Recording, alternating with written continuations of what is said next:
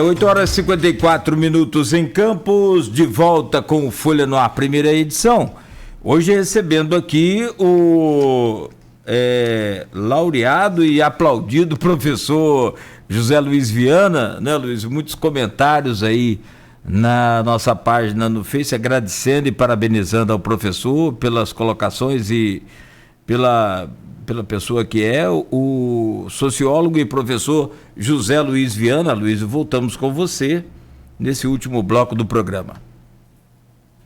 Zé Luiz como cita sempre Sofiati, figuras como Zé Luiz, como Sofiati, como foi o nosso querido Capia, né? Eu acho que são patrimônio imaterial da cidade, né?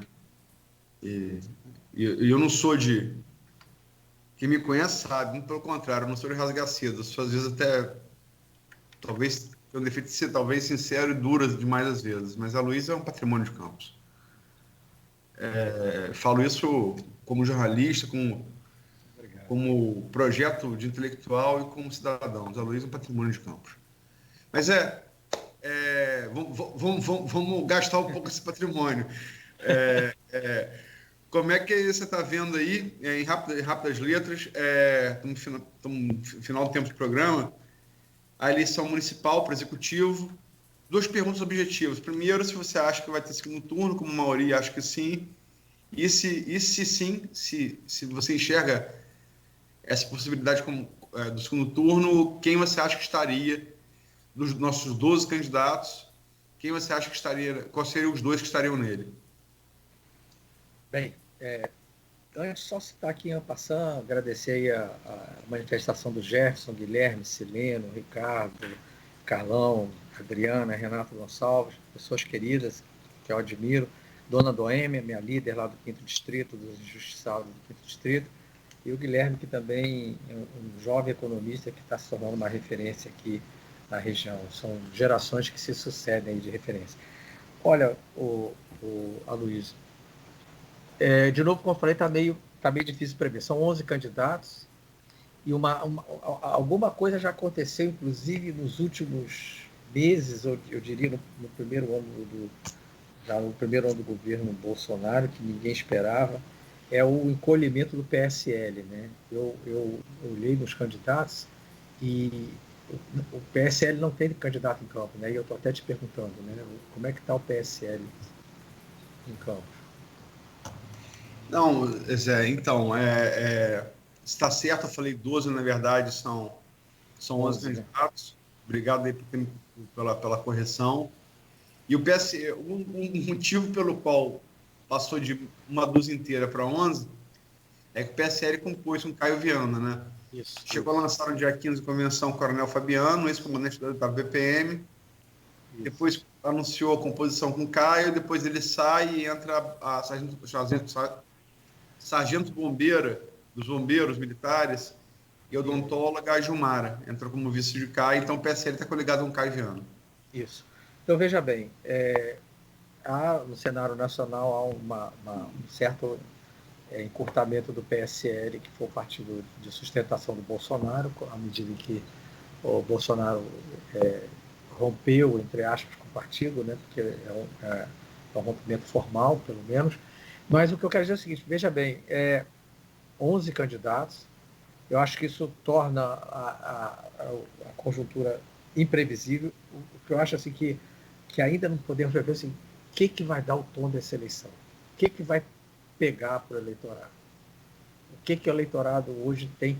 Eu tenho algumas coisas menores que eu acho que são importantes eleitoralmente, que é importante citar. Com o grau de desemprego e de fome mesmo que já está na população, eu acho que o exército de cabos eleitorais pagos vai aumentar muito, e aí uma coisa que diziam que nessa eleição não ia ser uma vantagem tão grande, eu acho que quem tiver mais dinheiro nessa eleição vai ter uma vantagem muito grande, porque vai conseguir montar aí uma base de cabos eleitorais remunerados muito maior, na medida em que a população, esse é um momento em que uma parcela da população tem como único ganho esse ganho da campanha. Em segundo lugar, eu acho que devido ao número de candidatos, por si só, já acho muito difícil ter primeiro turno. Até porque vamos sentir aí como é a força de alguns candidatos que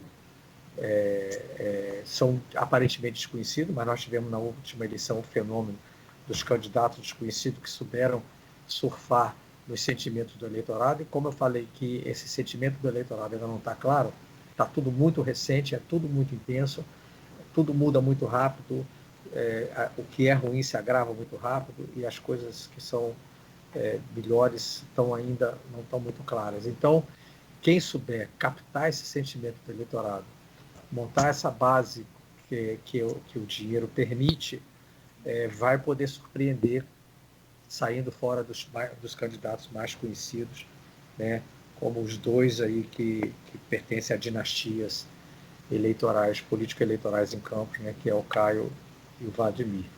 Então, eu acho que isso é uma coisa que podemos, talvez, esperar. A possibilidade de um candidato saber surfar melhor no eleitorado e ter uma máquina que possa alçá-lo à condição de concorrente.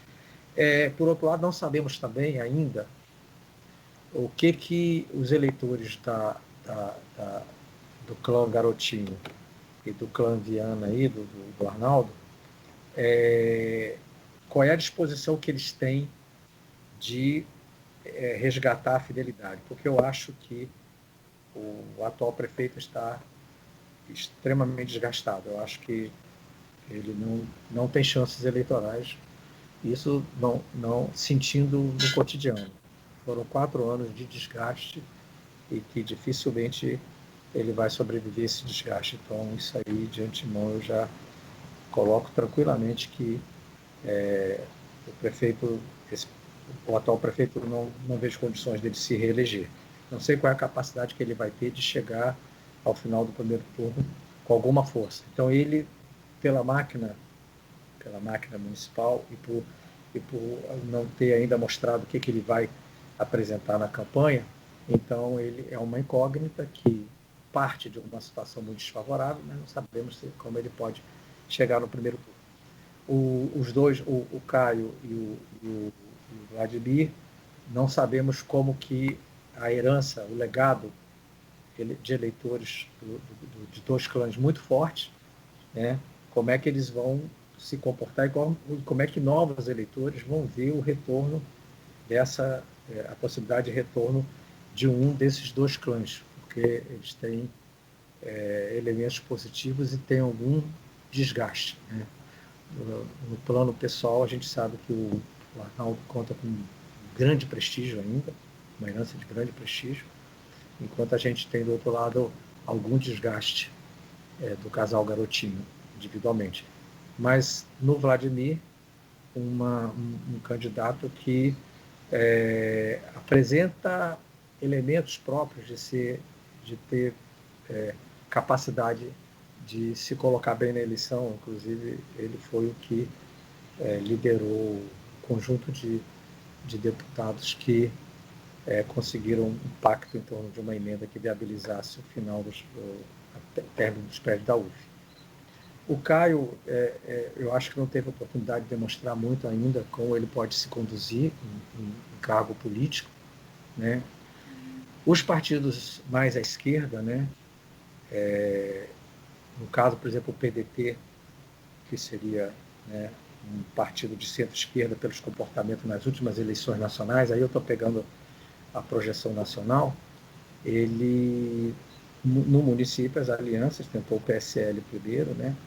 E o tipo de aliança que ele está fazendo não coloca com perfil de centro-esquerda. Não sei como vai vir o programa do Caio aí, porque eu ainda não vi que tipo de compromisso ele vai assumir.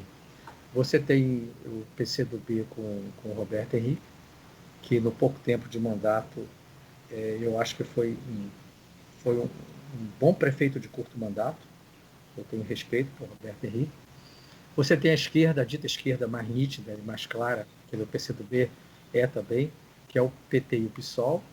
O PT com a candidata Odisseia, que meu entender, foi uma boa vereadora, embora não tivesse conseguido se reeleger. E o PT é o meu partido histórico, né? E embora eu acho que o PT tem que se reinventar também, acho que ele ainda não entendeu também a conjuntura, está bem perdido nessa conjuntura política e precisa se recriar e se refortalecer. Eu acho que ele tem algo a ser resgatado e tem dentro do quadro partidário brasileiro ainda é o partido que tem mais conexões populares com movimentos sociais e com os setores progressistas da população.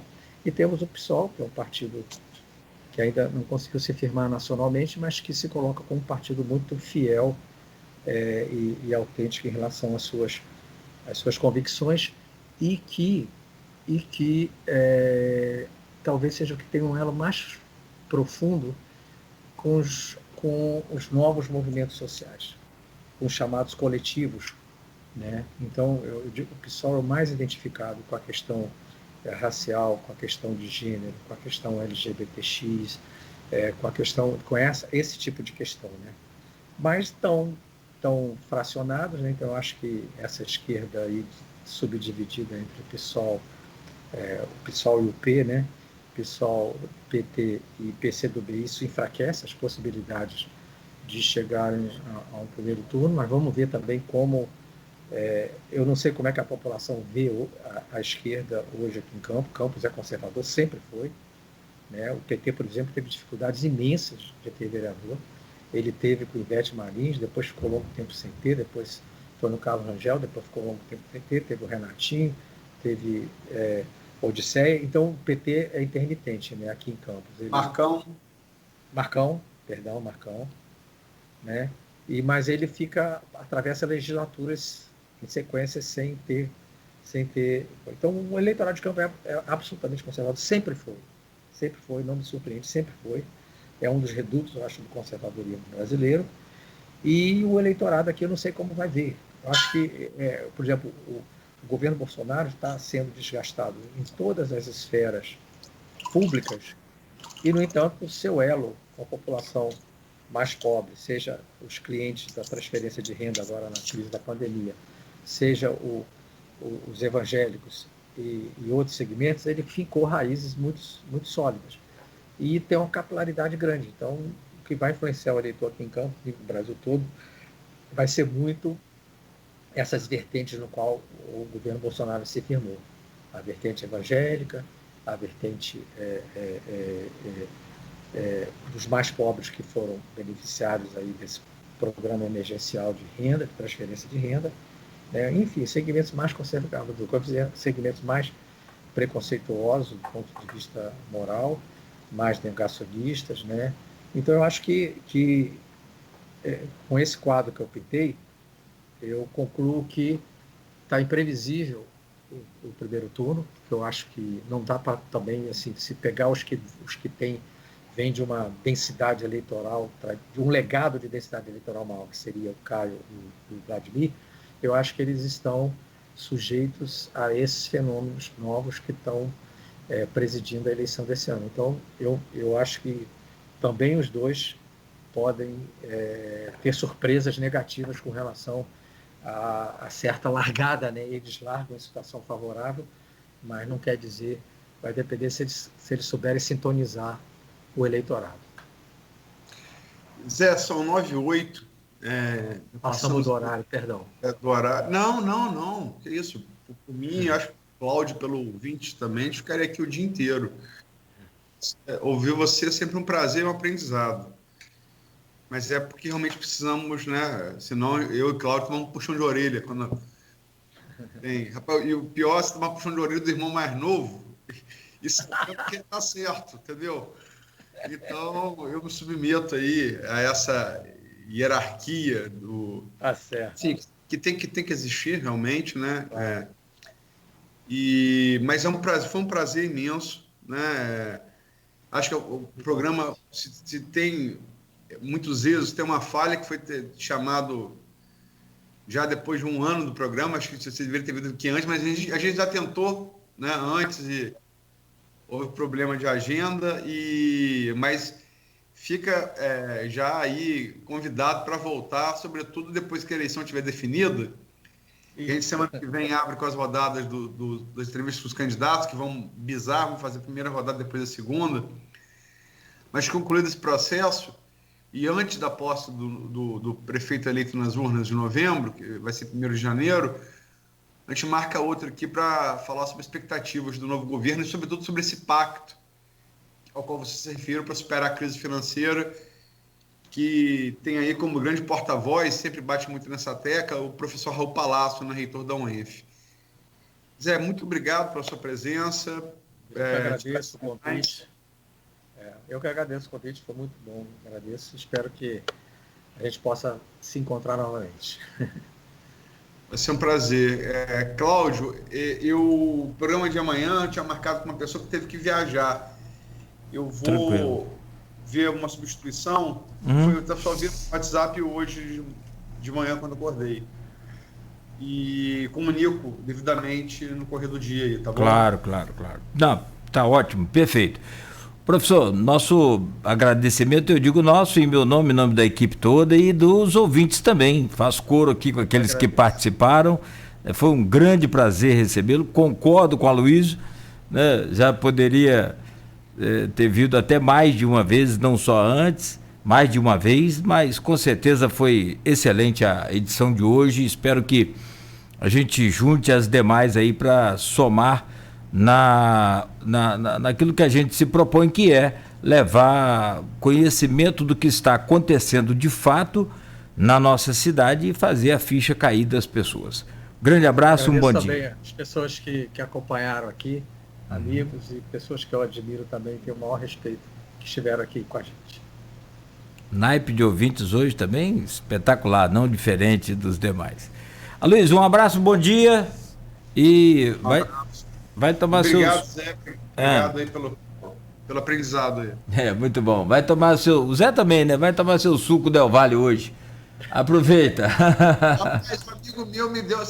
Um amigo meu, 5-0 Del Valle, mas um amigo meu deu a caneca, um amigo meu que tomou.